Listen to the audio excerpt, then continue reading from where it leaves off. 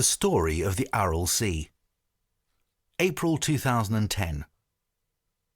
One Sunday afternoon in Kazakhstan last August, a group of fishermen met for a celebration. They were on the shore of the North Aral Sea. They brought food to eat and they had races and throwing contests. Afterwards they relaxed, telling stories and singing songs about the Aral Sea and fishing, and how much they loved both of these things. Once, the Aral Sea in Central Asia was the fourth largest lake in the world. However, it has almost disappeared because of irrigation and drought. In 2005, the Kazakh government and the World Bank built a dam that separated the northern and southern parts of the sea. The northern part of the Aral Sea has started to recover. There are fish in the water, and for the past 4 years, fishermen have come to celebrate. Philip Miklin is a scientist who has been studying the sea since the 1980s. Nature can come back, he says. October 2014. Satellite images from this week show that the eastern part of the Aral Sea is completely dry.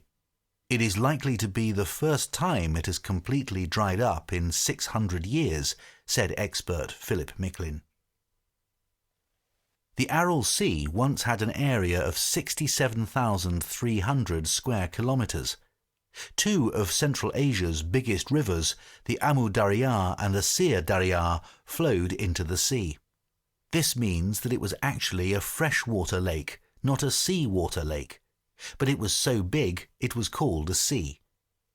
The Aral Sea used to be a busy place.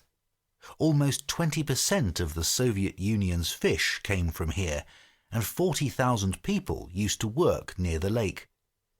As the lake dried up, it separated into different parts. The eastern part nearly dried up in 2009, but it recovered in 2010 after some rain. Now it's completely dry. June 2015. Yusuf Kamalov is a scientist from Uzbekistan. I am standing with him looking at a huge desert, except that it's not like any other desert. 50 years ago, the southern shore of the Aral Sea was right where we stand. Now it is 80 kilometers away to the northwest. We set off to drive to the water. On the way, we pass oil and natural gas rigs standing on the sand. According to Kamalov, each year there are a few more. Can you imagine, he says, that 40 years ago the water was 30 meters deep right here? We finally arrive at the edge of the lake, which is so salty that no fish can live in it. This is what the end of the world looks like, says Kamalov.